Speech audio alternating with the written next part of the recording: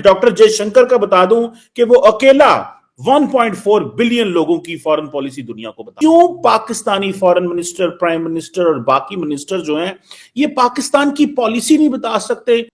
चीमा साहब, अफसोस की बात यह है कि सबसे पहले तो पाकिस्तान में इंटरेस्टेड ही नहीं है, और दूसरा इस वक्त आपको सबसे बड़ी जो मार पड़ रही है, जो इसका आपने खुद ही अपने सवाल के अंदर भी जवाब दे दिया है, कि इंग्लिश से इतनी नफरत है जो आपको सदियों पीछे किए जा रही है। एडवोकेट आप कौन, एडवोकेसी कौन, एक जिंदा कौम है एडवोकेट। पाकिस्तान को पाकिस्तानी किसी ने बचाना है, और वो पाकिस्तानी किस दिन वो माँ बचा जो पाकिस्तान के लिए तलिद रख के आएगा। मैंने कल भी आपको कहा था, डॉक्टर जयशंकर यहां बैठा है, राजनाथ रशिया में बैठा है, और आज को आपको बताना चाहता हूं आपके बैकयार्ड चीमा साहब, चाइना ने आज मौजेतों की बर्थडे थी, अगलों ने F-30, उन्होंने अगले J-36 आज स्टेल्थ अपना तैयार, और दुनिया का सबसे बड़ा शिप उन्होंने निकाल के खड़ा कर दिया है, जिसकी कैपेसिटी है कि उसके ऊपर कैरियर शिप, उसके ऊपर जहाज भी है, शिप कैरियर भी है, और वो ट्रांसपोर्टर भी है, अंदर अपने सोल्जर को लेके जाएगा। और सिर्फ एक रीजन है जिस वजह से उन्होंने बनाया है, ताइवान के अंदर अपने ट्रूप्स। चीमा साहब, दूसरी बात, दुनिया कहां जा रही है और आप कहां? चीमा साहब, आज उन्होंने दूसरा सबसे बड़ा जो चैलेंज किया है, मेरे ख्याल में वो भारत को उन्होंने चैलेंज किया है। महापुत्रा जो दरिया है, जो वहां से निकल के आ रहा है, जिसकी सारी ब्लड लाइन, जो सारा कुछ वहां पे आता है, जो आगे बांग्लादेश और भारत के लिए उस दुनिया का सबसे बड़ा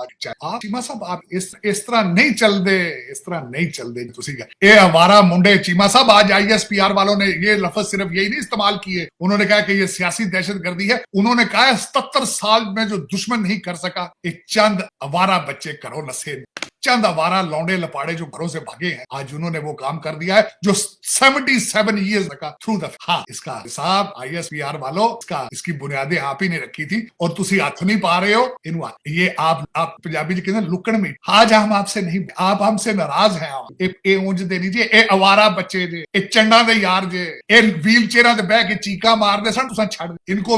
उन जजों से आज पूछो, उन जजों को आज पकड़ो जिन्होंने इनको ECL के नाम पाकिस्तान जे बसदा। हाँ, आज जिस तरह मैंने आपको कहा है, 3 मिनिस्टरों ने आज आपको थ्रेट दी है, दूसरों कहा हम जहाजों से अटैक नहीं करेंगे, अंदर घुस के गुलेला वाले पठान नसवार खाने वाले जेडे दाड़ियां 6-6 फुट दियां रख के सारे चरस बेचते हैं, आज चैलेंज करने लगे, कहते असं अंदर वड़ के लॉन्ग टर्म तो रशिया बना देंगे, खंडर बना। टाइम आ गया, अगे डॉलर बनाते रहे, दुबई च प्लाजे बनाते रहे, हूं अगे हो उन्हें मां जान में। मां कौन है? पाकिस्तान मिलता है। आवारा बच्चे जेडे नशे ने, ये तो आज अगर यूट्यूब बंद हो जाए चीमा साहब, तो शाम को जनाजा इनकी जो व्हील चेयरों पर अभी लोगों के साथ वीडियो, एक कूड़े कूड़े बच्चे ने पाकिस्तान एक कागजी जिहाद करन लगे ने, जो जिमें वो ऊर्जा सी ਜਿਹੜਾ मुर्शद पा के ਜਿਹੜਾ ऑक्सफोर्ड तो टुरे है, मेरा मकसद तब्दीली का नारा लैके समझ नहीं उन्होंने। सबसे बड़ी ज्यादती की है कि आज उन्होंने पाकिस्तान के जो दुश्मनों को सपोर्ट की है। मैं समझता हूँ कि इसका बैक, लेकिन हाँ, मुगलिया दरबार जो लगवाते हैं सारा दिन अडियाला में, 70 लोग डेली बेस में हैं, 2 मालशिये देते हैं, कसूर उनका, उसका नहीं। उसका क्या पाकिस्तान अफोर्ड कर सकता है कि MBS दोबारा नाराज हो जाए, सऊदी अरेबिया नाराज हो जाए आपसे? जो खान साहब ने जहाज के अंदर उसके खिलाफ अल्फाज इस्तेमाल किए थे, क्या वो बंदा दोबारा आएगा सीट पर बैठे? Can Pakistan afford? Can you do it? If it is possible, करो तजर्बा। पहले भी आपका प्रोजेक्ट था, दोबारा कर लो एक और तजर्बा, क्या फर्क? तजर्बों के लिए पाकिस्तान बना है, क्या फर्क? This is just the laboratory, just और मशीन ऑफ करप्शन, जहां ना किरदार साजी है, ना ईमान है, ना गैरत है। चले चीमा साहब, ये कोई क्या फर्क पड़ता? चीमा साहब, आप, मैंने इस पाकिस्तान के अंदर, आपको तो शायद बहुत छोटे हो, जब जुल्फकार अली भुट्टो को फांसी दी गई थी, जियाउल हक ने कोड़े मार मार के इतना इस पाकिस्तान के अंदर जो दहशत फैलाई, सारे जियाले जो थे, कितने लोगों ने आग लगाई, एक बंदे ने अपारे मार्केट। और आज आपने इस्लामाबाद को सोमनाथ बना दिया है, और बार बार उस पर कुछ 17 हमले उस बंदे ने कर। किस तरीके से वो बंदा अटक का पुल क्रॉस करे? How dare you let it, how dare. मैं आपको ब्लेम करता हूं, you let it happen, you let it do it, you are involved in this conspiracy of demolishing. इस तरह नहीं होता, कौमें इस तरह 7 लाख तुसी रखे ने फौजी दे नाल, तुसी रोज लेंदे हो, कदी F-35 लेंदे हो, J-35, कदी J-36 लेंदे हो, कदी पटाखे लेंदे हो, कुछ करदे हो, खुद आदा ना कोई तसल्ली करो यार। और रोज बंदा कहंदा कदी बरात लैके आउणा, कदी कहंदा पंजाब पुलिस चौक के मैं उत्थे लै जानी, कदी कहंदा असला लैके आवांगे, कदी कहंदा कुछ, कदी इत्थे बैठा है बंदा, ਉਹ अंदर सिविल नाफरमानी, कदी कुछ। रिचर्ड गरनैल, एक उस बंदे का यकीन करें चीमा साहब, किसी को पता भी नहीं पाती क्या। मैंने कई दोस्तों से, आज मैं एक लंच पे बैठा था अमेरिकन दोस्तों, मेरे आज कुछ कांग्रेसमैनों के साथ मीटिंग दोपहर को, मैंने पूछा डू यू नो रिचर्ड गरनैल? आप उसके साथ में खुदा बन चुका है, लेकिन चले कोई नहीं, क्योंकि उसकी वजह उसको क्रिएट करने वाले सारे हमारा बच्चे लौंड लपाड़े YouTube, you let them do it, you are allowing them to play with Pak। हाँ, वो आपके आपने सवाल किया था कि पाकिस्तान एडवोकेट नहीं, वो एडवोकेट है साहब। आपका पाकिस्तान का चेहरा वो दुनिया, और वो उसमें कामयाब है साहब। आप कहते हैं पाकिस्तान का एडवोकेट को नहीं, पाकिस्तान का एडवोकेट जो है अडयाला जेल में बैठा है, 127 आर्टिकल उसने जेल से लिखे हैं, वो एडवोकेसी नहीं तो और। चीमा साहब 46 कांग्रेसमैनों का लेटर उसने लिखवा लिया, वो एडवोकेसी नहीं तो और। उन्होंने रिचर्ड गर्नैल को ट्विटर पे लगा लिया, एडवोकेसी नहीं तो और। आपके advocate, but they are against. और पाकिस्तान स्टेट इतनी जोर हो चुकी, जितनी कमजोर हो चुकी है, that state does not have any right और नॉट दिस। आप इतने चीमा साहब, ये आपको जो बिल्कुल भाई ISPR के 24 साहब से आगे 77 साल में जो दुश्मन नहीं कर, चंद लौंडे लपाड़े ये अवारा जो घरों से भागे हुए, they have become, that is the answer, they are you and they are successful. Zulfi Bukhari और इमरान खान से बड़ा एडवोकेट कौन सा? बहुत बड़े। तारड़ साहब बात तो सही है, एक नई बात भी आ गई है तारड़ साहब सामने। बिलावल भुट्टो जरदारी बोल पड़े हैं। बिलावल भुट्टो जरदारी ने आज वो बात कह दी है जो इमरान खान कहते हैं। बिलावल कहते हैं कि अमेरिका जो है वो पाकिस्तान के न्यूक्लियर वेपन्स और मिसाइल प्रोग्राम की तरफ देख रहा है। उन्होंने कहा है कि अमेरिका की इंटरफेरेंस इन पाकिस्तान अनएक्सेप्टेबल है, और वो जारी बात है, नाम ले रहे हैं रिचर्ड साहब का। मैं तो परेशान हूं, जिस बंदे को आप कहते हैं कि उसको अमेरिका में कोई मुल्क बंदा नहीं जानता। तारड़ साहब, पाकिस्तान इतना कमजोर है कि 240 मिलियन लोगों को उसने बिजी किया हुआ है।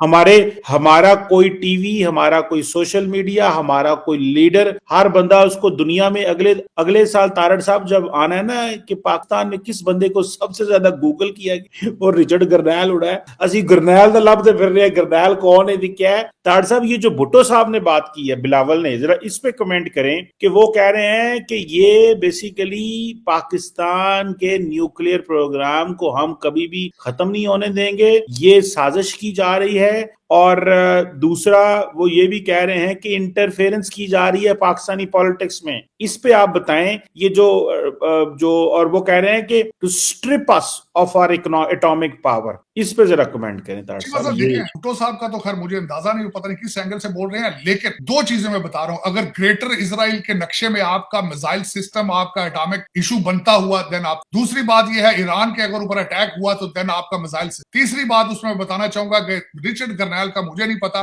कि शायद डोनाल्ड ट्रंप साहब हो सकता पॉलिसी चेंज कर ली हो, वो कहते होंगे। और देखिए, मैंने आपको हमेशा एक बात, सबसे बड़ा जो ताज का पत्ता इमरान खान साहब के पास है, वो किसी के पास नहीं पाता, वो गोल्ड, जमामा स्मिथ और जूश, वो इस स्ट्रॉन्गेस्ट पास। और अगर हो सकता है उन्होंने उसके साथ कर ली हो, क्योंकि ग्रेटर इजराइल और ईरान ही तो सबसे बड़ी थ्रेट इस वक्त। देखे ना, वेस्ट एशिया के अंदर सबसे बड़ा इशू क्या है? यमन के बाद आज यमन को तो पोनर ना लगे मगर वो देखिए, सीरिया को वो सीरिया के खिलाफ गए हैं, सीरिया के बाद यमन है, यमन के बाद हो सकता है ईरान के सामने आ जाए। ईरान आएंगे तो आप खित्ते में आ गए, उसके बाद आप what kind of choice you है। और उसमें क्या पता है डोनाल्ड ट्रंप साहब भी यही सोच रहे हो, इसी एंगल के साथ हो सकता है देयर इज अ पास, हो सकता है रिचर्ड गर्नैल जो है वो उनको डोनाल्ड ट्रंप साहब के माइंड को ज्यादा बेहतर समझ। लेकिन अगर मेरी इस बात पे समझ नहीं आ रही है, मेरा ख्याल, दिस इज व्हाट माय के चीमा साहब, मैं भी 2016 से आसपास फिर रहा हूँ इसी कैंप के आसपास। इस वक्त सबसे बड़ा इशू जो इंटरनल है वो 13 मिलियन इलीगल इमिग्रेंट्स है, सबसे बड़ा। और दूसरा सबसे बड़ा इशू इस वक्त यूक्रेन वार है। तीसरा सबसे बड़ा इशू जो है वो गजा है। और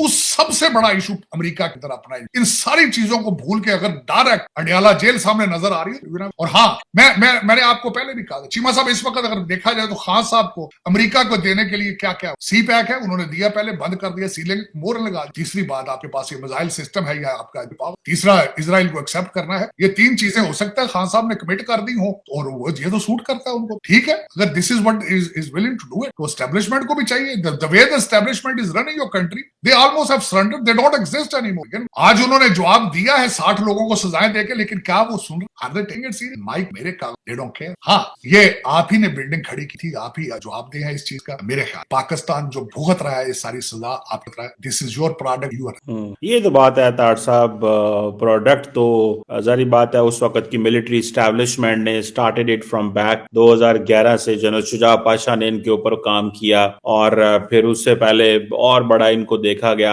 आज वो कहते हैं मैं आलम इस्लाम का लीडर हूँ, मुझे मुस्लिम उम्मा ने चीमा साहब, ना नौज बिल्ला, नौज, वो लीडर हद तक नहीं है, वो रूहानियत के उस दर्जे पे ये ले गए हैं लोग। नौज चीमा साहब, इस्लाम के साथ ज्यादती है। पाक ऐसी कौम है जो बंदा प्ले बॉय हो, उसको ही अपना लीडर मान लेते नहीं हैं। चीमा साहब प्ले बॉय ऐसी कौम है जो एक जिसका हमें पता है, वो इमरान खान के जो थे ना रिलीजियस अफेयर्स के मिनिस्टर, उन्होंने इमरान खान को एक दफा कहा कि आपको दुनिया प्ले बॉय कहती है, आप प्ले बॉय हैं, आज आप जो है इस्लाम की तबलीग कर रहे हैं, लोगों को समझ नहीं आई। लेकिन तार साहब इतनी बात तो मौलाना फजलुर रहमान की भी नहीं मानी गई, जो वाकई आलम दीन था। वो हो सकता है वो करैक्टर में बहुत अच्छा हो इन साहब से, इनकी क्यों बात मानी जाती है? बोलते अच्छा है, पफ अच्छा है, बाल अच्छे हैं, पुराने क्रश हैं, क्या है? दो वजह। एक तो इस खिते में देखिए, मैं इस्लामिक यूनिवर्सिटी इंटरनेशनल, उनका हमारे टीचरों का ख्याल ये था कि जब तक अरबी जबान को आप समझते ना हो,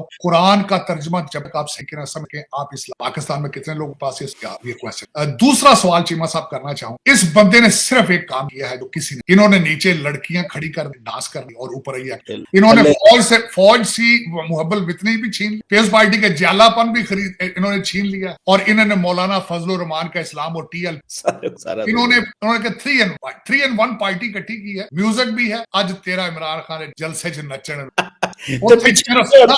इया का नाबुदो व इया का नस्ताइन पीछे ले है, अगे गाने चल दे रहे, अगे गाने थले सूटे पार रहे, थले बच्चे सिगरेट भी चर्च पी। और मैं चीमा साहब, ये जो इस बंदे ने 3 in 1 किया है, ये Pakistan brilliant, well done Imran Khan. आज मैं क्या वली अपनी कब्र च पासे मेरे बड़ा बंदा आ गया, बड़ी खुश थी चीमा साहब। पावर पॉलिटिक्स ਦੇ ਉੱਤੇ पीएच ਆਖੂਗਾ, ਤੁਸੀਂ ਐਡਵੋਕੇਟ ਦੀ ਗੱਲ, ਇਹਨਾਂ ਨੂੰ ਕੀ ਪਤਾ ਐਡਵੋਕੇਟ ਦੇ स्पेलिंग? वो आपने कहा $200 अरब लाएगी और मारेगी इनके मुंह। खुद करता ਸੀ, खुद 25 ਸਾਲ ਦਾ ਬੱਚਾ ਹੈ, ਉਹਦੀ ਦਾੜੀ ਮੁੱਛ ਜੇ ਪੂਰੀ फुटी नहीं, ਤੇ ਉਹ 200 ਬੰਦੇ ਦੀ ਟੀਮ ਚ ਆਣਾ ਸੀ। मैं पाकिस्तान की किस्मत तब्दील हो करे। एक तरफ भारत के विदेश मंत्री एस जयशंकर साहब अमेरिका में नए अंतर्राष्ट्रीय समीकरण बना रहे हैं, तो दूसरी तरफ पाकिस्तान की आर्थिक बदहाली उनके हालात को और बिगाड़ रही है। क्या भारत का ये दौरा पाकिस्तान के लिए नई चुनौतियां खड़ा कर सकता है, और क्यों आखिर पाकिस्तान हर मंच पर खुद को असफल पाता है? दरअसल एस जयशंकर साहब इस समय अमेरिका के दौरे पर हैं। ये दौरा इसलिए भी खास है क्योंकि भारत और अमेरिका के बीच रणनीतिक साझेदारी को और मजबूत किया जा रहा है। चर्चा का केंद्र है टेक्नोलॉजी, डिफेंस और इंडो पैसिफिक क्षेत्र। जयशंकर साहब ने अमेरिका के विदेश मंत्री एंटनी ब्लिंकन से मुलाकात की और दोनों देशों ने साझा बयान जारी किया, जिसमें वैश्विक सुरक्षा और स्थिरता पर काम करने की बात कही गई। जयशंकर साहब ने स्पष्ट किया कि भारत केवल अपनी जनता के विकास के लिए नहीं बल्कि वैश्विक शांति के लिए भी बड़ा योगदान दे रहा है। उन्होंने कहा कि आज का भारत आत्मनिर्भर है और वैश्विक सहयोग के लिए पूरी तरह से तैयार है। लेकिन दूसरी तरफ पाकिस्तान के हालात क्या हैं? पाकिस्तान इस समय अपनी सबसे बड़ी आर्थिक चुनौती का सामना कर रहा है। महंगाई चरम सीमा पर है, बिजली का संकट गहराता जा रहा है और विदेशी मुद्रा भंडार भी खत्म होने की कगार पर है।